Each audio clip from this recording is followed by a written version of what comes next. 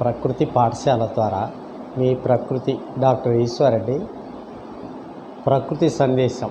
ఈరోజు మిత్రులారా, మనకు ముఖ్యంగా లక్ష్యము, ఇష్టము ఉండాలి. ఎందుకు అంటున్నానంటే, మనకు ముఖ్యంగా లక్ష్యం పెట్టుకుంటే ఆ పనులు నిరంతరం జరుగుతూ మనం లక్ష్య నిర్దేశానికి చేరుకోవడానికి అవకాశం. రెండోది ఇష్టము. ఇష్టమైన పని గుర్తించకపోతే మన సమయము వ్యర్థము అవుతుందనడానికి కొన్ని ఉదాహరణలు చర్చిస్తాను. ఎందుకనంటే, నేను ఈ ఫీల్డ్కు ఒక ఆరోగ్య రంగంలో ఉంటూ 24 సంవత్సరాల నుంచి ఉంటున్నాను. మరి ఈ రంగంలో ఉండి కూడా మనకు లక్ష్యము, ఇష్టం అనేది తెలుసుకోలేనప్పుడు మన సమయం ఎలా వృధా అనేది మీతో చర్చిస్తున్నాను మిత్రులారా.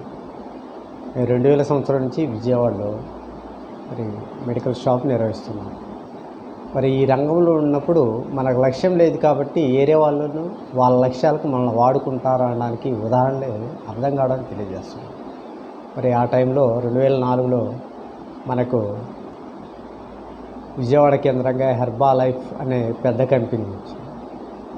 కానీ మనము లక్ష్యం లేదు కాబట్టి మిగతా వాళ్ళేది దీని ద్వారా ఆదాయం బాగా వస్తుంది అని తెలియజేసినప్పుడు మనకు దాని మీద ఇంట్రెస్ట్ ఉందా లేదా, ఉపయోగపడదా లేదా అని ఆలోచించకుండా ధనం ఎక్కువ వస్తున్నది అనేకి దృష్టి అటు మరుగుతుంది. ఎల్లప్పుడూ కొన్ని రోజులు మనము దాంట్లో ఉన్నాము కానీ సక్సెస్ కాలేము. ఎందుకు? మనకది మనము చేసే వృత్తికి, మనం వచ్చిన రంగము, వ్యవసాయ రంగము, ప్రకృతి, ఈ రంగం నుంచి వచ్చాం కాబట్టి ఆ మాటలు మనం చెప్పలేము. ఎందుకంటే ప్రకృతిలో లభించే ఆహారం తీసుకోవటం ద్వారా కూడా మనం ఆరోగ్యంగా ఉండొచ్చు. మరి మనం పర్యావరణం, ప్రకృతి సామాన్యులు అన్నప్పుడు అది కాస్ట్లీగా చెప్పలేము కాబట్టి ఫెయిల్. రెండోది, మనకు ఇష్టము అనేది ఎలా తెలుసుకోవాలి అంటే, రీసెంట్గా నిన్ననే స్టూడెంట్స్ డిగ్రీ అయిపోయిన వాళ్ళు ఈ రోజుల్లో, ఎందుకంటే ఉద్యోగాలంటే బ్యాంకి క్రెడిట్ కార్డులు, లేదంటే లోన్ రికవరీ ఏజెంట్లను, లేదా రియల్ ఎస్టేట్ ఇలాంటి వాళ్ళు జాయిన్ అవుతారు. శాలరీ అంటారు, అక్కడ వర్క్ ప్రెజర్ ఉంటుంది. ఎందుకంటే అతను వచ్చి క్రెడిట్ కార్డు కావాలని అడిగితే నాకున్నది ఎక్కువ ఉంటే దీనివల్ల నష్టము, కొన్ని క్యాన్సిల్ కూడా చేసుకున్నాను చెప్పాను. ఎవరైనా ఉంటే చెప్పండి అలాగే అన్నాను. కానీ అతను ప్రెజర్ ఎలా పడుతుంది అనే ఉదాహరణ, 15 రోజులు అయిందంట జాయిన్ అయ్యి, రోజుకు ఒక కార్డు ఇప్పిస్తేనే నాకు శాలరీ వస్తుంది అన్నాడు. నేను ఒకటే చెప్పా, నీకు ఇష్టమైన రంగం ఎందుకో, పలానా దాంట్లో డబ్బులు వస్తాయి అని పరిగెత్తకుండా చేస్తూ ఉంటే తినగా వేమ తీయగానున్నట్టుకు ఇష్టంగా చేస్తుంటే మన లక్ష్యం చేర్చుకోవచ్చు. అతనికి వివరాలు. కాబట్టి మిత్రులారా, మనం ఈరోజు మనకు ఎంతోమంది చెబుతూ ఉంటారు, ఈరోజు ధనము ఇంపార్టెంట్, ఇది సంపాదించుకుంటేనే మనం బాగా లైఫ్ లీడ్ చేయగలము, ఇలా చెబుతారు. ఇక్కడ నేనేమంటాను, మనకిష్టమైన పనిని చేస్తూ ఉండి ధనం సంపాదించాలట. కానీ మనకు మార్కెట్లో ఏం చెబుతారు, ఎక్కువ భాగము ఫలానా దాంట్లో డబ్బులు ఎక్కువ వస్తాయి అంటారు. మరి దీనికి ఉదాహరణ కూడా చెబుతాను మిత్రులారా. ఒక టీచరే ఉంటాడు, అతని దగ్గర నేర్చుకున్న స్టూడెంట్స్ ఒక సైంటిస్ట్ అవుతాడు. మరి ఈ టీచరు సైంటిస్ట్ అయితేనే నమ్మి చదువుతాడా? లేదు కదా. అలాగే నేడు సమాజంలో ఏం జరుగుతున్నది కూడా మనం గ్రహించుకోవాలి. ఎక్కువ మంది మనకు పలానా దాంట్లో ఇదిగో ఇది సాధించాము, ఇదిగో 10 లక్షలు వచ్చి 20 లక్షలు వచ్చినాయని చదువుతారు. 100లో ఒకరిద్దరికే కదా. అది కాదు ప్రామాణికం కావాల్సింది. వాళ్ళు చెప్పిన ప్లాన్ మనకు సూటబుల్ అవుతుందా లేదా, మనం ఏ ఆలోచన కలిగి ఉన్నాము ఇది చూసుకోవాలా. అందుకే మిత్రులారా, ఇప్పుడు ఈ ప్రకృతి పాఠాలు ఎందుకు చదువుతున్నాను, నేను బీఎస్సీ బయాలజీ చదువుకొని ఒక నార్మల్ ఫార్మర్ బ్యాక్గ్రౌండ్ నుండి ఈ ప్రకృతి అటాచ్ అయి ఉండి ఒక పక్క మెడికల్ నిర్వహిస్తున్నప్పుడు మనకు అలాంటి సూటబుల్ కావు. ఎందుకంటే ఈ సమయం అంతా వ్యర్థమైంది. మనకి ఎలాంటి ప్రకృతి పర్యావరణం కావచ్చు, ఆరోగ్యం కావచ్చు, మరి ఇలాంటివి కాబట్టే ఈరోజు మీకు ఈ విషయాలు డిస్కషన్ చేస్తున్నాను.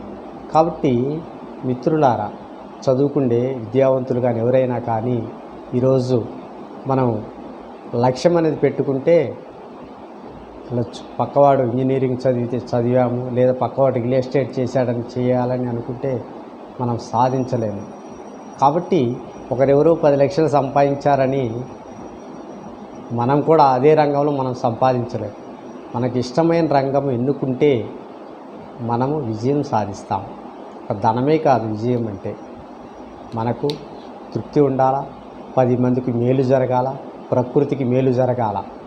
ఈరోజు చూడండి, ఎక్కువ భాగం ఏం జరుగుతుంది, పక్కవాడు చెడిపోయినా కూడా మనకి ఇలాంటివి చెబుతారు కదా, నా శాతం వ్యక్తి మరి పలానా దానికి ఇంత పెట్టండి అన్నారు, మరి పెట్టాము, వెళ్ళాము. మరి ఇది అతనికి ఇంట్రెస్ట్ ఏంటి, ఇది రాండి ఇలా వస్తుంది అని అన్నారు, అతని కమిషన్ వచ్చింది. కాబట్టి ఈడ పక్కవాడు సంపాదించిన దాని మీద ఇంట్రెస్ట్ కాదు, మనకు అది సూటబుల్ అవుతుందా లేదా, మనం ఇది చేయగలమా లేదా. ఎందుకంటే మనము మైండ్లో కానీ మన ఇబ్బందులు పడ మార్గాలు కానీ సమస్యలు ఎదుర్కొన్నాయి కానీ వాటికి పరిష్కారమే మనకు మనసులో మెదులుతుంటుంది. కాబట్టి ఈ పరిష్కార మార్గాల ద్వారానే మనం సంపాదించగలిగితే సమాజానికి మేలు చేయగలము,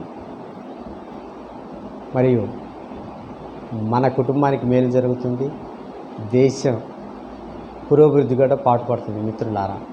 కాబట్టి మనము ఈరోజు పక్కవాడు పలానా దాంట్లో సంపాదించాడని, లేదా పక్కవాడు పలానా దాంట్లో శాలరీ బాగొస్తుందని మనం వెళ్ళి ఇబ్బంది పడితే ఇప్పుడు నేడు సమాజంలో అదే జరుగుతుంది.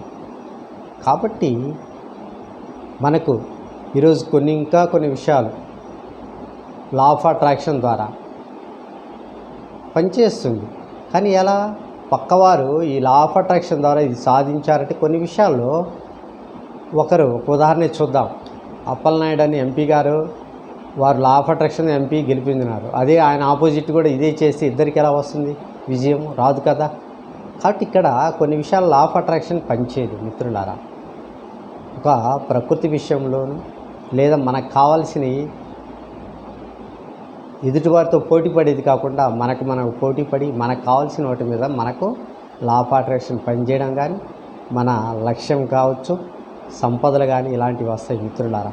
కాబట్టి ఈరోజు మనం సోషల్ మీడియాలో ఏదైనా కానీ చెబుతుంటారు, 15 లక్షలు పెట్టండి 30 లక్షలు వస్తాయి. మరి ఇలాంటి వాస్తవం కదా ఆలోచించుకోవాలా. మనము మన ఆలోచనలో పెట్టుబడి పెట్టుకొని మనం సంపద సృష్టించుకోవాలంటే ఒక మంచి ఆలోచనలతో 10 మందికి మేలు చేయాలని తపన, ప్రకృతి మేలు చేయాలని తపన ఉంటే తప్పనిసరిగా సాధిస్తాము. ఎందుకంటే ఈ ప్రకృతికి మించిన సంపదలు కావచ్చు, స్నేహితుడు కానీ ఏది లేదు ప్రపంచంలో. ఎందుకంటే నేడు ప్రపంచం అంతా ఏమవుతుందో ఒకసారి చూడండి. మనకు నేడు కూడా చూడండి, వర్షాకాలమైనా కూడా వర్షాలు లేకపోతే ఎండకు ఎలా మరి పగపగలాడుతుందో. కాబట్టి ఈరోజు మనము ప్రకృతి ధర్మం పాటిస్తూ 10 మందికి మేలు చేస్తూ సంపాదించుకునే మార్గాలు ఉన్నది. మీకు ఇలాంటి విషయాల మీద ఇంట్రెస్ట్ ఉంటే మాతో కలిసి పనిచేయడానికి ఎవరైనా సిద్ధంగా ఉంటే మాతో సంప్రదించగలరు. ఓకే, ఈరోజు ప్రకృతి ఈ సందేశం ఇచ్చినందుకు ధన్యవాదములు.